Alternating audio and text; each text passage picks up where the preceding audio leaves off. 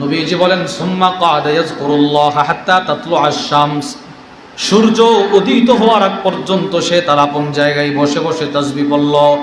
সুবহানাল্লাহ সুবহানাল্লাহ সুবহানাল্লাহ সুবহানাল্লাহ, আলহামদুলিল্লাহ আলহামদুলিল্লাহ আলহামদুলিল্লাহ, আল্লাহু আকবার আল্লাহু আকবার আল্লাহু আকবার আল্লাহু আকবার, লা হাওলা ওয়ালা কুওয়াতা ইল্লা বিল্লাহ, লা হাওলা ওয়ালা কুওয়াতা ইল্লা বিল্লাহ। এই তাসবিহ পড়ল, অথবা ফজরের নামাজ জামাতের সাথে আদায় করার পর আল্লাহর কোরআনটা খুলে খুলে সে আল্লাহর কোরআন তিলাওয়াত করলো। এবার কতক্ষণ পর্যন্ত করলো? নবীজি বলেন সূর্য উদিত হওয়ার আগ পর্যন্ত তিলাওয়াত করলো। সুম্মা সাল্লা রাকাতাইন, অতঃপর সে যদি 2 রাকাত নামাজ পড়ে, আল্লাহর নবী বলেন তার জন্য একটা হজ, একটা উমরার পরিপূর্ণ পরিপূর্ণ পরিপূর্ণ সওয়াব। সুবহানাল্লাহ। আচ্ছা, এই হাদিসটা বর্ণনা করছেন কে? নবীজি। বলেন কে করছেন? এবার দেখেন নবীজির নিজের আমলটা দেখেন, নবীজির নিজের আমলটা দেখেন। হুজুর সাল্লাল্লাহু আলাইহি সাল্লাম নিজে বলছেন ফজরের নামাজ জামাতের সাথে আদায় করার পর নামাজের জায়গায় বসে সূর্য উদিত হওয়ার আগ পর্যন্ত তাসবিহ পড়া। এবার নবীজির আমল। মুসলিম শরীফের বর্ণনা, ওয়ান সিমাক ইবনে হারবিন রাহিমাহুল্লাহু তাআলা আনহু ক্বাল, হযরত সিমাক ইবনে হারব থেকে বর্ণিত, তিনি বলেন কুলতু লিজাবির ইবনে সামুরাহ, আমি হযরত জাবির ইবনে সামুরাহ রাদিয়াল্লাহু তাআলা আনহুকে প্রশ্ন করলাম, আকুনতা তুজালিস রাসূলুল্লাহ সাল্লাল্লাহু আলাইহি ওয়াসাল্লাম, আমি জাবিরকে বললাম, হে জাবির, তুমি কি নবীজির সাথে কখনো ফজরের নামাজের পরে বসেছো? এই জাবির, তুমি কি নবীজির সাথে কখনো ফজরের পরে বসছো মসজিদে? সাহাবীরে প্রশ্ন করছে। এবার সাহাবী জবাব দেয়, ক্বালা নাম কাসীরা। আরে মিয়া, তুমি এটা কি বললা? একবার দুইবার নয়, বহুবার আমি নবীজির সাথে ফজরের পরে মসজিদে বসেছি। সুবহানাল্লাহ। আচ্ছা জাবির, তুমি যদি রাসূলের সাথে ফজরের পরে মসজিদে বসে থাকো, তাহলে আমাকে একটু বলো ফজরের নামাজ পড়ার পর নবীজির আমল কি ছিল? এবার হযরত জাবির কি বলে জানেন? ওয়াকানা রাসূলুল্লাহ সাল্লাল্লাহু আলাইহি ওয়াসাল্লাম লা ইয়াকুমু মিন মুসাল্লা আল্লাযী ইউসাল্লি ফীহি আস-সুবহ। হযরত জাবির বলেন আল্লাহর রাসূল যেখানে ফজরের নামাজ পড়তেন, যেই জায়গায়, ওই জায়গায় বসে থাকতেন বসে থাকতেন বসে থাকতেন, বসে বসে তাসবিহ পড়তেন তাসবিহ পড়তেন তাসবিহ পড়তেন তাসবিহ পড়তেন। সুবহানাল্লাহ। বসে বসে তাসবিহ পড়তেন তাসবিহ পড়তেন হাত্তা তাতলু আশ-শামস, সূর্য উদিত হওয়ার আগ পর্যন্ত। তাহলে নবীজি আমলের ফজিলত বলতেন, নিজেও আমল করতেন। রাসূল বললেন সূর্য উদিত হওয়ার আগ পর্যন্ত তাসবিহ পড়ো, অনেক সওয়াব। নবীজি নিজেও পড়ছেন। এবার রাসূলের কাছ থেকে সাহাবারা শিখা, সাহাবারাও করতেন।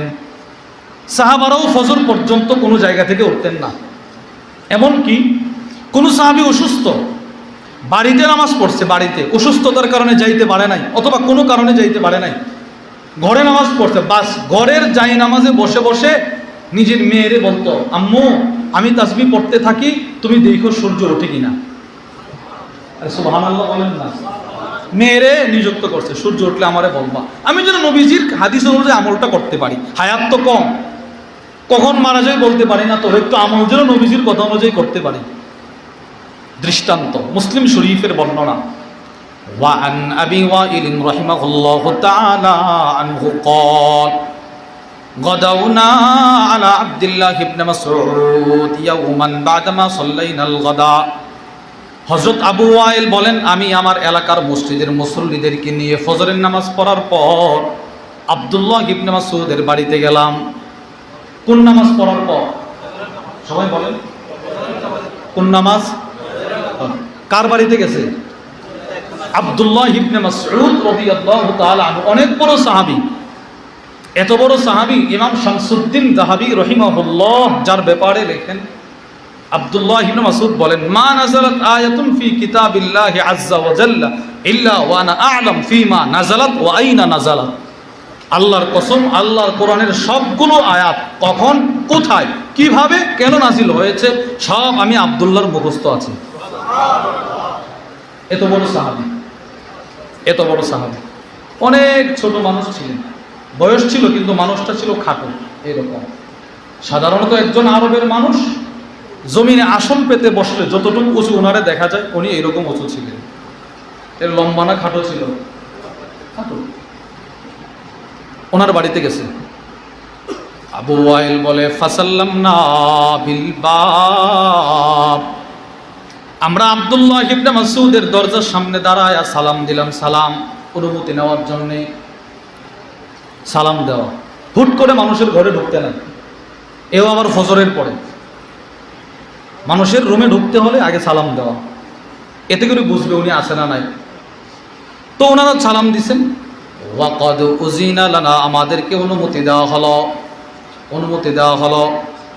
এরপরেও ফামাকাসনা বিল বাবি হুনাইয়া, আমরা অল্প কিছু সময় ওনার দরজার সামনে দাঁড়িয়েছিলাম। অনুমতি দেওয়ার পরেও আমরা ঢুকি না।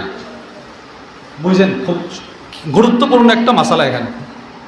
অনুমতি দেওয়ার পরেও আমরা কি করতেছি না, বলেন না, ঢুকতেছি না। আরে সালাম দিছি, উনি সালামের জবাব দিছে, এর মানে আমাদেরকে অনুমতি দিছে, আসেন। আমরা দাঁড়ায় দিছি। ফাখারাজাতিল জারিয়া, ওনার ছোট্ট একটা মেয়ে আমাদের সামনে দৌড়ায় আসলো। ফাকালাত, এসে বলল, আলা তাদখুলুন, আপনারা ঢোকেন না কেন? এই মেহমানগণ আপনারা প্রবেশ করেন না কেন? আব্বু না আপনাদেরকে অনুমতি দিছে। ফাদাখালনা, অতঃপর আমরা সকলে প্রবেশ করলাম। তাহলে সালাম দেওয়ার পর, অনুমতি দেওয়ার পরেও ঢোকে নাই। ঘর থেকে ছোট্ট একটা বাচ্চা এসে বললো, ঢোকেন না কেন? আব্বু না অনুমতি দিছে, এরপরে ঢুকছি। এখন শুনেন, ওনারা গেছিল কোন নামাজের পরে? বলেন, কোন নামাজের পরে? এবার ওনারা বলেন ফাদাখালনা, আমরা ওনার ঘরে ঢুইকা দেখি ফাইদা হুয়া জালিসুন ইউসাব্বিহ, আমরা গিয়ে দেখি উনি ওনার ঘরে যাই নামাজ বিছিয়ে তাসবিহ পড়তেছেন। সুবহানাল্লাহ সুবহানাল্লাহ সুবহানাল্লাহ সুবহানাল্লাহ সুবহানাল্লাহ সুবহানাল্লাহ সুবহানাল্লাহ সুবহানাল্লাহ আলহামদুলিল্লাহ আলহামদুলিল্লাহ আলহামদুলিল্লাহ আলহামদুলিল্লাহ আলহামদুলিল্লাহ আল্লাহু আকবার আল্লাহু আকবার আল্লাহু আকবার আল্লাহু আকবার। এই তাসবিহ পড়তেছেন, এই তাসবিহ পড়তেছেন, কিবলামুখী হয়ে তাসবিহ পড়তেছেন, তাসবিহ পড়তেছেন। ওনারা ঢুইকা দাঁড়ায় রইছে। এবার আব্দুল্লাহ ইবনে মাসউদ ওনাদেরকে প্রশ্ন করলেন, মা মানাআকুম আন তাদখুলু ওয়া ক্বাদ উযিনা লাকুম, এই মিয়ারা, তোমাদেরকে অনুমতি দেওয়ার পর তোমরা কেন দাঁড়িয়েছিলে? তোমাদেরকে ঢুকতে কোন জিনিস বাধা দিয়েছিল? সালাম দিছো, সালামের জবাব দিলাম, অনুমতি দিলাম, এরপরেও কেন দেরি করলা? এবার আগন্তুক যারা, এরা কি বলে জানেন?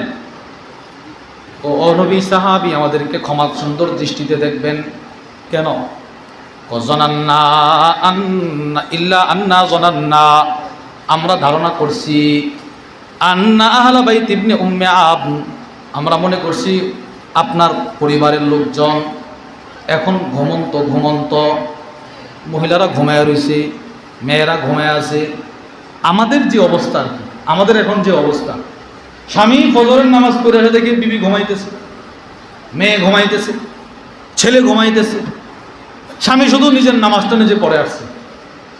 এটা আমাদের চিত্র আর কি, এই জমানার। এরকম হয় না? হইতেছে তো। স্বামী হয়তো নামাজ পড়ে, বিবি নামাজ পড়ে না, দাওয়াতও দেয়, দাওয়াত দিলেও সে গ্রহণ করে না। মেয়েটা নামাজ পড়ে না, ছেলেটা নামাজ পড়ে না। এমনকি অনেক মা বাপ এমন আছে, নিজে নামাজ পড়ে, ছেলের নামাজ পড়ার জন্য ডাক দেয় না। কেন? হায় হায়, 4:30টায় সে ঘুম থেকে জাগ্রত হইলে রাত্রে 12টা পর্যন্ত পড়ছে, স্বাস্থ্যটা ভেঙে যাবে। বলেন না নাউজুবিল্লাহ। ওই ছেলের 15 বছর হায়াত চলে গেছে তার। মেয়েটার 20 বছরের হায়াত চলে গেছে। বাপ মা নিজের থেকে এই হায়াতের গুরুত্ব তারে শেখাইতেছে না, নামাজের অভ্যাস তারে করাইতেছে না। তার কেরিয়ার, ভবিষ্যৎ উজ্জ্বল করতে হবে। তো ওনারা এই ধারণা থেকে বলতেছে, ওগো আব্দুল্লাহ ইবনে মাসউদ, আমরা মনে করেছি আপনার পরিবারের মেয়েরা এখানে ঘুমায় আছে কিনা, আপনি অনুমতি দিচ্ছেন, এরপরে তো ওনারা ওইটা যেতে একটু দেরি হবে, আমরা হুট করে ঢুকে গেলে কাকে কোন হালতে দেখতে পাই, এজন্য আমরা একটু দেরিতে ঢুকছি আর কি। এবার নবীজি সাল্লাল্লাহু আলাইহি ওয়াসাল্লামের সাহাবী আব্দুল্লাহ ইবনে মাসউদ রাগ হয়ে গেছেন, চোখ লাল হয়ে গেছে। এটা ধমক দিয়ে বলে, জানান্তুম বিআলি ইবনে উম্মে আবদ, তোমরা আমার পরিবারের ব্যাপারে গাফলা। এখন ফজরের পরের সময়টা বরকতপূর্ণ সময়, এই সময়ে আমার পরিবার ঘুমন্ত থাকবে, এটা কল্পনা করলে কিভাবে? তিনটা সময় সবচেয়ে বরকতপূর্ণ, বলেন কয়টা সময়? সবাই বলেন কয়টা সময়? পাকিস্তানের একজন বড় আলেম আছেন, মাওলানা ইবাদুল্লাহ খান সাহেব, ওনার অনেক সুন্দর সুন্দর বয়ান, এর ভিতরে একটা বয়ান আমি শুনছি। তিনটা সময়, এক নাম্বার তাহাজ্জুদের সময় থেকে ফজরের আজানের আগ পর্যন্ত, এই সময়টা সবচাইতে বরকতপূর্ণ। যত হেফজখানার ছাত্র হাফেজ হয়েছে এদেরকে বলবেন, ভাই তুমি তো মাগরিবের পরেও কোরআন মুখস্থ করার জন্য চেষ্টা করো, আসরের পরেও চেষ্টা করো, আচ্ছা তুমি যখন হুজুর ডাক দিয়ে ঘুম থেকে জাগ্রত হও ফজরের আগে, ওই সময় যখন তেলাওয়াতটা করো তোমার কাছে কেমন মনে হয়? তো সে বলবে, জানেন কি, আপনি নিশ্চিত লিখে রাখেন, প্রত্যেক হেফজখানার ছাত্র আপনাকে বলবে ওই সময় সারাদিন যে তেলাওয়াত করছি যত পেস লাগতো, ফজরের সময় ঘুম থেকে ওইটা একবার পড়লে পানির মতো ক্লিয়ার। এই তো পরিমাণ বরকতের সময় ওই সময়টা। তাহলে এক নাম্বার তাহাজ্জুদ থেকে ফজরের আজানের আগ পর্যন্ত এই সময়টা কি না বলেন সবচেয়ে বরকতপূর্ণ? বলেন, আবার বলেন সবচেয়ে। দুই, ফজরের আজান থেকে ফজরের ওয়াক্ত শেষ হওয়ার আগ পর্যন্ত, ফজরের আজান থেকে ফজরের ওয়াক্ত, এটা দ্বিতীয় বরকতপূর্ণ সময়। তিন, ফজরের ওয়াক্ত শেষ হওয়া থেকে চাষতের আগ পর্যন্ত যে সময়টা, এটা সবচেয়ে বরকতপূর্ণ। হুজুর সাল্লাল্লাহু আলাইহি ওয়াসাল্লাম কোন কাফেলা কোথাও পাঠাইলে ফজরের পরে পাঠাইতেন, আর বলতেন, আল্লাহ আমার উম্মতের এই ফজরটারে, এই সকালটারে বরকতপূর্ণ করে দেন। নবীজি দোয়া করছে। এক সাহাবী, উনি জীবনে যত ব্যবসা করছে উনি ফজরের পরে রওনা দিতেন, ফজরের পরে সব করতেন। উনি যদি কোনো ফজরের পরে কোনো মাটির ব্যবসাও করতেন, ওই মাটিটাও স্বর্ণ হয়ে যেত, এই পরিমাণ লাভবান হয়েছেন। তো সকল মানুষ গিয়ে আব্দুল্লাহ ইবনে মাসউদকে বলতেছে, আমরা মনে করছি আপনার পরিবারের সবাই ঘুমাই গেছে কিনা, বা মেয়েরা মহিলারা, তোমরা এই ধারণা করলে কিভাবে আমার মেয়েরা আমার বাচ্চারা এখন ঘুমিয়ে থাকবে? কেন এই কথা তিনি বললেন? হুজুর সাল্লাল্লাহু আলাইহি ওয়াসাল্লামের যত আমাল নবীজি বর্ণনা করছেন, সমস্ত আমল সব সাহাবা একরাম নিজেরাও করছেন, নিজেদের সন্তানদেরকেও একদম কাগজে কলমে শিখাই দিয়েছেন। এর মধ্যে উনি অন্যতম একজন সাহাবী, এই আব্দুল্লাহ ইবনে মাসউদ। নবীজির যতটা আমল, প্রত্যেকটা আমাল তিনি নিজেও করতেন, সন্তানদেরকে করাইতেন। ওনার ঘরে রুটিন ছিল, এই ফজর থেকে এই পর্যন্ত তেলাওয়াত, এই থেকে এই পর্যন্ত তাসবিহ, এই থেকে এই পর্যন্ত খাবার দাবার, এরপরে আবার এই কাজ, এরপরে এই কাজ, ইবাদত এই। বলো তো কেমনে বুঝছেন? একটা দৃষ্টান্ত শোনেন। সূরাতুল ওয়াকিআহ, বলেন এটা পরিচিত সূরা না আমাদের? এই সূরার ব্যাখ্যায় তাফসীর ইবনে কাসীরের মধ্যে এসেছে, মারিদ আব্দুল্লাহ ইবনে মাসউদ, এই সাহাবী আব্দুল্লাহ ইবনে মাসউদ অসুস্থ হয়ে গেছেন। কোন অসুস্থতা? যে অসুস্থতায় তিনি দুনিয়া ছেড়ে চলে গেছেন, ইন্তেকাল করছেন। ওই অসুস্থতায় যখন তিনি বিছানায় পড়লেন, ফাআদাহু উসমান ইবনে আফফান, হযরত উসমান ইবনে আফফান ওনাকে রোগী দেখার আমল করার জন্য আসলেন। অসুস্থ তো রোগী দেখার নিয়তে আসছে। অসুস্থ মানুষকে দেখতে যাওয়া, এটাকে বলা হয় ইয়াদাতুল মারিদ, রোগী দেখার আমাল, রোগী দেখার আমল। কেউ যদি কোনো অসুস্থ ব্যক্তিকে দেখতে যায়, তিরমিজির বর্ণনা, নাদা মুনাদ, একজন ফেরেশতা আকাশ থেকে ঘোষণা করে, তিবিতা, যে রোগী দেখতে গেল তাকে বলে তোমার কপাল অনেক ভালো, তুমি রোগী দেখতে আসো নাই, ওয়াতাবাওয়াতা মিনাল জান্নাতি মানজিলা, তুমি রোগী দেখতে আইসা তো জান্নাতে নিজের ঘর বানায় ফেলছো। অনেক দামি একটা আমল এই রোগী দেখার আমল। ওই সাহাবারা আমল যে করে অভ্যস্ত। হযরত সুয়াইর ইবনে আবি ফাখিতা, ওনার পিতা আবু ফাখিতা সম্পর্কে বর্ণনা করেন, আখাযা আলী রাদিয়াল্লাহু তাআলা আনহু বিয়াদি, হযরত আবু ফাখিতা বলে, হযরত আলী একদিন আমার হাত ধরলেন, আমার হাত ধরে বলতে লাগলেন, ইনতালিক বিনা ইলাল হাসান, আসো আমার সাথে, আমার ছেলে হাসান অসুস্থ, তার একটু দেখে রোগী দেখার আমলটা করে আসি, আসো। মনে করেন আপনার ছেলে অসুস্থ, আপনি আপনার বন্ধুকে বললেন, বন্ধু আসো আসো আমার ছেলেটা অসুস্থ, একটু দেখে আসি, আসো। দুইজন গেছে একসাথে। এবার দুজন হযরত আলী রাদিয়াল্লাহু তাআলা আন, আবু ফাখিদা দুজন সন্তানের কাছে যাওয়ার পর ফাওয়াজাদনা আবা মুসা আল আশআরিয়া, গিয়ে দেখে হযরত হাসান রাদিয়াল্লাহু তাআলা আনহুর মাতার কাছে বসা হযরত আবু মুসা আশআরি। মানে দুজন গিয়ে দেখে আরো আগের থেকে আরেকজন সাহাবী আয়েশা ওনার ছেলের দেখার জন্য বসে আছে। এবার হযরত আলী রাদিয়াল্লাহু তাআলা আনহু সাহাবী আবু মুসা আশআরিকে প্রশ্ন করলেন। আবু মুসা আশআরি অনেক বড় দামি সাহাবী। উনি এমন একজন সাহাবী যার কণ্ঠে কোরআন তেলাওয়াত শোনার জন্য স্বয়ং নবীজি অপেক্ষা করতেন। ইমাম শামসুদ্দিন যাহাবী রাহিমাহুল্লাহ লিখেন, হযরত আবু বুরদা রাদিয়াল্লাহু তাআলা আনহু বলেন, হুজুর সাল্লাল্লাহু আলাইহি সাল্লাম একদিন মসজিদ নববী থেকে বের হবে, হঠাৎ করে তাকায় দেখে ভিতরে একজন নামাজ পড়তেছে একা একা, অনেক সুন্দর কণ্ঠে তেলাওয়াত করতেছে। আল্লাহর রাসূল মসজিদে নববীর দরজায় হেলান দিয়া ওই লোকের তেলাওয়াত শুনতেছি। সুবহান, অনেকক্ষণ দাঁড়ায় দাঁড়ায় তেলাওয়াত শুনতেছি। হযরত আবু বুরদা নবীজির কাছে আসার পর নবীজি বলতে লাগলেন, এই আবু বুরদা, দেখছো তার তেলাওয়াত কত সুন্দর? আমি রাসূলের মনটা বলতেছে তার তেলাওয়াত এতটাই সুন্দর, আল্লাহ যেন পয়গম্বর দাউদের কণ্ঠ তাকে দিয়ে দিয়েছে। তেলাওয়াতটা কেমন ছিল? দাউদ আলাইহিস সালামের কণ্ঠটা কেমন ছিল? ওয়ালাকাদ আতাইনা দাউদা মিন্না ফাদলা। এই আয়াতের ব্যাখ্যায় তাফসীর কুরতুবীর মধ্যে এসেছে, হযরত দাউদ যখন জাবুর কিতাব পড়তেন একটা টান দিতেন, একটা টানের মধ্যে 70 কিসিমের কণ্ঠ চলে আসতো। কত সুন্দর কণ্ঠ ছিল। এবার রাসূল সাহাবীকে বলে তার কণ্ঠ দাউদের কণ্ঠ। মুসলিম শরীফের বর্ণনা, পরের দিন সকালে নবীজি আবু মুসা আশআরিকে দরবারে ডেকে আনলেন। আবু মুসা, যদি তুমি জানতে। বলে, কি ইয়া রাসূলুল্লাহ? আমি গত রাত্রে তোমার তেলাওয়াত নিজে দাঁড়ায় দাঁড়ায় শুনছি। এই সাহাবী আবু মুসা, এই ওনাকে দিয়ে পাইলেন হাসান রাদিয়াল্লাহু তাআলার মাথার কাছে বসে আছে, রোগী দেখতেছেন। হযরত আলী প্রশ্ন করলেন, আজি ইতায়া আবা মুসা আইদান আম জাইরা, হে আবু মুসা, আমার ছেলেকে তুমি রোগী দেখার নিয়তে আসছো নাকি এমনিতে আসছিলা এসে দেখো অসুস্থ?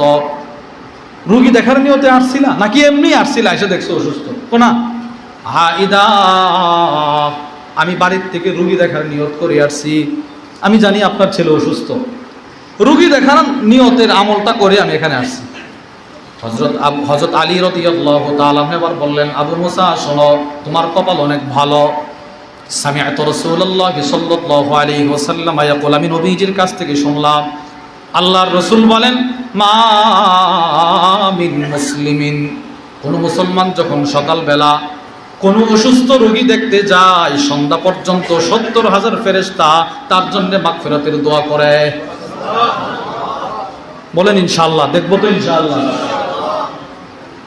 আমাদের হযরত ওয়ালা হাকিমুন নফস আরিফ বিল্লাহ আল্লামা মুফতি মুশতাকুন নবী কাসিমি হাফিজাহুল্লাহ, হুজুর একবার অসুস্থ হয়ে ঢাকা হসপিটালে ভর্তি। আমরা যারা হুজুরের বয়ান খুব বেশি শুনি, দেখবেন হুজুর বয়ানের মধ্যে উস্তাদদের কথা খুব আজমতের সাথে ব্যক্ত করে। এর ভিতরে হুজুরের একজন উস্তাদ আছেন, এখনো জীবিত আছেন, আল্লামা হারুন আল মাদানী হাফিজাহুল্লাহ। হুজুরের এই উস্তাদের নাম যতবার সামনে আসে হুজুর কিন্তু বলে আমার সবচেয়ে প্রিয় উস্তাদ।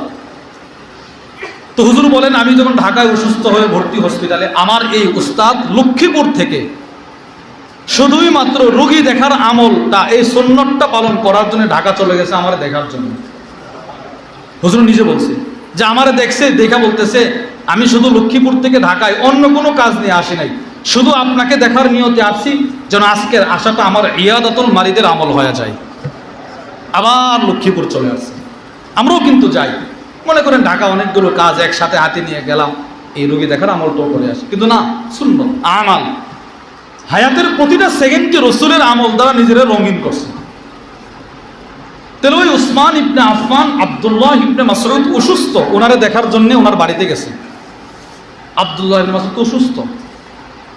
এবার উসমান ইবনে আফফান বলতেছে, আচ্ছা ফামা তাশতাকি, কেমনে অসুস্থ হইলেন? অসুস্থ কেমনে হইলেন? আব্দুল্লাহ ইবনে মাসউদ বলে কোনো কারণে অসুস্থ হয় না, যুনুবি, আমি আমার গুনাহের কারণে অসুস্থ হইলাম। নবীজির সাহাবী, এত বড় সাহাবী, তিনি বলতেছে আমি ঠান্ডার কারণে অসুস্থ হয় নাই, বৃষ্টিতে ভেজার কারণে অসুস্থ হয় নাই, আমি আমার গুনাহের কারণে অসুস্থ হইলাম। এটাই বাস্তব। সাহাবী তো গুনাহের কারণে হয়েছে না অসুস্থ, উনি তো নিজেদের ছোট করছে, ছোট। বাদ বাকি তাফসীরে রূহুল বায়ানের মধ্যে এসেছে আল কোরআন ইয়াদুল্লুকুম আলা দাইকুম ওয়া দাওয়াইকুম, কোরআন তোমাদের অসুস্থতার বর্ণনা দিয়ে দিল, তোমাদের চিকিৎসার কথাও বলে দিছে। এবার অসুস্থতা কি? তাফসীরে রূহুল বায়ানের মধ্যে এসেছে আম্মা দাউকুম ফাযুনুবুকুম, আমাদের অসুস্থতা হয় আমাদের গুনাহের কারণে, আমি অসুস্থ হই আমার গুনাহের কারণে। ওয়া আম্মা দাওয়াউকুম ফাল ইস্তিগফার, আর সেই অসুস্থতার ওষুধ হলো ইস্তিগফার। আস্তাগফিরুল্লাহ আস্তাগফিরুল্লাহ আস্তাগফিরুল্লাহ আস্তাগফিরুল্লাহ আস্তাগফিরুল্লাহ আস্তাগফিরুল্লাহ আস্তাগফিরুল্লাহ আস্তাগফিরুল্লাহ। উসমান ইবনে আফফান প্রশ্ন করে অসুস্থ কেমনে হইলেন? যুনুবি, আমি আমার গুনাহের কারণে অসুস্থ। এবার উসমান ইবনে আফফান বলেন আমি কি আপনার জন্য, আচ্ছা পামা তাশতাহি, কি মনে চাইতেছে কিছু নিয়ে আসবো? কনা এই মুহূর্তে রহমাতাম মির রব্বি, আমার রবের রহমত আমার বড় প্রয়োজন। সুবহানাল্লাহ, আমি অসুস্থ, এই মুহূর্তে দুনিয়ার কিছু আমার চাহিদা নাই, আমার রবের রহমতটা আমার এখন চাওয়া পাওয়া। এবার উসমান ইবনে আফফান বলে আলা আমরু লাকা বিআতা, ওগো আব্দুল্লাহ, আমি কি আপনার জন্য রাষ্ট্রীয় কোষাগার থেকে কিছু মাল বরাদ্দ করে দিব? আব্দুল্লাহ ইবনে মাসউদ বলে লা হাজাতা লি, আমার কোনো প্রয়োজন নাই, কোনো মালামাল আমার প্রয়োজন নাই। সুবহানাল্লাহ বলেন। আরে অসুস্থ কেমনে হইলেন? গুনাহের কারণ। কি মনে চাইতেছে? আল্লাহর রহমত। আচ্ছা আমি কি আপনার জন্য কিছু রাষ্ট্রীয় মালামাল দিয়ে দিই, কিছু অর্থ করে দিয়ে দিই, কিছু খাইবেন, নিজের পরিবারের কাজে লাগবে। আব্দুল্লাহ ইবনে মাসউদ বলে লা হাজাতা লি, আমার কোনো প্রয়োজন নাই, না দরকার নাই। তো উসমান ইবনে আফফান একটু ভালোবাসা বলতেছে আর কি, যে আপনার তো প্রয়োজন নাই, আপনি তো চলে যাবেন জান্নাতে। ইয়াকুনু লি বানাতিকা মিন বাদিক, আপনার পরে আপনার সন্তানদের জন্য বড় উপকার হবে। আমি এখন কিছু মাল দিয়ে দিলে এগুলো আপনার তো দরকার নাই, আপনার ছেলে মেয়েগুলো আছে না, বাচ্চাগুলো, এদের প্রয়োজনে আসবে, কাজে আসবে, দিয়ে দিই কিছু। উনি ধমক মারছেন, বিছানায় শোয়া। উনি বলেন আপনি কি বললেন? আতাখশা আলা বানাতি আল ফাকর, হে উসমান ইবনে আফফান, আপনি আমার মেয়েদের ব্যাপারে দারিদ্রতার ভয় দেখাচ্ছেন আমাকে? সুবহানাল্লাহ বলেন। মানে আমার মৃত্যুর পরে এরা অসহায় হয়ে যাবে, এদেরকে আপনার এই রাষ্ট্রীয় কোষাগারে মাল দিয়ে লালন পালন করতে হবে, আপনি এদের ব্যাপারে দারিদ্রতার ভয় করছেন? আমি তো করছি না। কেন? ইন্নী আমারতু বানাতি আইয়াকরাআনা কুল্লা লাইলাতিন সূরাতুল ওয়াকিআ, আমি আমার প্রত্যেকটা মেয়েকে প্রতি রাত্রি সূরাতুল ওয়াকিয়া তেলাওয়াত করার আদেশ করে গিয়েছি। সুবহানাল্লাহ। কেন? কফা ইন্নী সামি'তু রাসূলুল্লাহি সাল্লাল্লাহু আলাইহি ওয়াসাল্লাম ইয়াকুল, আমি আল্লাহর রাসূলকে বলতে শুনলাম, নবীজি বলেছেন মান ক্বারাআ সূরাতুল ওয়াকিয়া ফি কুল্লি লাইলা, আমার যে উম্মত প্রতি রাত্রে সূরাতুল ওয়াকিয়া তিলাওয়াত করবে, লাম তুসিবহু ফাকাতুন আবাদা, দারিদ্রতা কখনো তাকে স্পর্শ করবে না। আমি তো নবীজির আমলগুলো আমার মেয়েদেরকে শিখাই গেছি, বাস। রাসূল যেটা বলছেন সত্য বলছেন, নবীজি সত্য বলছেন। আমি আমার মেয়েকে, আমি আমার ছেলেদেরকে সূরাতুল ওয়াকিয়ার আমলটা শিখাই গেছি, যে মা তোমরা প্রতি রাত্রে সূরাতুল ওয়াকিয়া তেলাওয়াত করবা, নবীজি বলছে তোমরা কখনো দরিদ্র হইবা না। তো আপনি আমাদের মেয়েদেরকে দারিদ্রতার ভয় দেখাচ্ছেন। এই সেই আব্দুল্লাহ ইবনে মাসউদ দেখেন, ওই ওনারে গিয়ে বলতেছে যে আমরা তো আসলে আপনার ঘরে ঢুকতে তো কুণ্ঠাবোধ করতেছি, যে আবার কেউ ঘুমায় আছে কিনা, কোনো মেয়ে কোন হালতে আছে আমরা ঢুকে গেলে। তো তোমরা ফজরের পরে এই বরকতপূর্ণ সময়ে আমার মেয়েদের ব্যাপারে, আমার ঘরের পরিবারের ব্যাপারে ধারণা করতে পারলে এরা ঘুমায় থাকবে না? এরা ঘুমায় থাকবে না, প্রত্যেকেই প্রত্যেকের কামরায় তাসবিহ হাত নিয়ে ব্যস্ত আছে। এবার আসেন মূল কথা, ওনারা যখন ঘরে ঢুকছিলেন, দুইটা দেখছিলেন আব্দুল্লাহ ইবনে মাসউদ কি করতেছে? মাশাআল্লাহ বলেন, কি করতেছে? তাসবিহ। এখনো তাসবিহ পড়তেছে, এখনো তাসবিহ পড়তেছে। ওই যে মেয়েটা ঘরের বাইরে গিয়েছিল, একটা মেয়ে গেছিল না, যে আপনারা ঢোকেন না কেন, আব্বু না অনুমতি দিয়েছে, ওই মেয়েটাকে আব্দুল্লাহ ইবনে মাসউদ ওই মেয়েটাকে বারবার বলতেছে, মা যাও দেখো তো সূর্য উদিত হয়েছে কিনা। সুবহানাল্লাহ বলেন। যাও তুমি দেখো সূর্য উদিত হইল কিনা। মেয়েটা গেছে বাইরে, গিয়ে দেখে না আলাম তাতলুই শামস, সূর্য উদিত হয় নাই। এসে বলে আব্বু সূর্য এখনো ওঠে নাই। তিনি আবার মুখ ঘোরায় সুবহানাল্লাহ সুবহানাল্লাহ সুবহানাল্লাহ সুবহানাল্লাহ সুবহানাল্লাহ সুবহানাল্লাহ সুবহানাল্লাহ সুবহানাল্লাহ আলহামদুলিল্লাহ আলহামদুলিল্লাহ আলহামদুলিল্লাহ আলহামদুলিল্লাহ আলহামদুলিল্লাহ আলহামদুলিল্লাহ আলহামদুলিল্লাহ আল্লাহু আকবার আল্লাহু আকবার আল্লাহু আকবার আল্লাহু আকবার আল্লাহু আকবার আল্লাহু আকবার আল্লাহু আকবার। তিনি তাসবিহ পড়তেছেন। আবার মেয়েটাকে ডাক দিয়ে বলে এবার দেখো। কোন আব্বু সূর্য ওঠে নাই। আবার তাসবিহ পড়ে। এবার বলতেছে এবার দেখো। হ্যাঁ তাসবিহ, জি আব্বু সূর্য উদিত হয়েছে। এবার আব্দুল্লাহ ইবনে মাসউদ বলেন ওই আল্লাহর কসম যে আল্লাহ তাআলা আমাকে নবীজির একটা আমলের উপরে আবার আরেকটা সকাল অতিবাহিত করার তৌফিক দিয়েছে। সুবহানাল্লাহ। আমি নবীজির আমলটা করতে করতে যে আবার সূর্যটা দেখছি। তো রাসূল যতগুলো আমালের কথা বলেছেন হযরত সাহাবা ইকরাম রিদওয়ানুল্লাহি তাআলা আলাইহিম আজমাইন সবগুলো করার চেষ্টা করছেন। এই জন্যে যার টাকা পয়সা নাই সে দরিদ্র না। যার টাকা পয়সা নাই দুনিয়াতে সে ফকির না। ফকির ওই লোকটা যার আমল নাই, যার ইবাদত নাই। সে কবরের দারিদ্র, সে কবরের ফকির, সে হাসরের ফকির, সে মিজানের ফকির, সে ফুলসিরাতের ফকির, সে হাসরের ময়দানের ফকির। আর যার অনেক টাকা পয়সা কিন্তু আমল নাই সে সবচেয়ে বড় ফকির। তার তো কবরে কিছু নাই, সে তো কবরে অসহায়। ফেরাউনের সম্পদ কম ছিল না, হামানের সম্পদ কম ছিল না, নমরুদের সম্পদ কম ছিল না, কিন্তু এরা কি কবরে ধনী না ফকির? কি পরিমাণ ফকির বলেন। এবার হযরত বেলাল রাদিয়াল্লাহু তাআলা আনহুর কি পরিমাণ সম্পদ ছিল? কিছুই ছিল না। আব্দুল্লাহ ইবনে মাসউদের কি পরিমাণ সম্পদ ছিল? কিছুই ছিল না। হযরত আবু হুরায়রা রাদিয়াল্লাহু তাআলা কিছুই ছিল না, খাবার ছিল না, খাবার রাস্তায় পড়ে থাকতো। মানুষ মনে করত অসুস্থ মনে করত, কিছুই ছিল না। কিন্তু এরা কবরের ধনী, এরা মিজানের ধনী। এদের চাইতে বড় ধনী রাসূলের পরে আর কেউ নাই।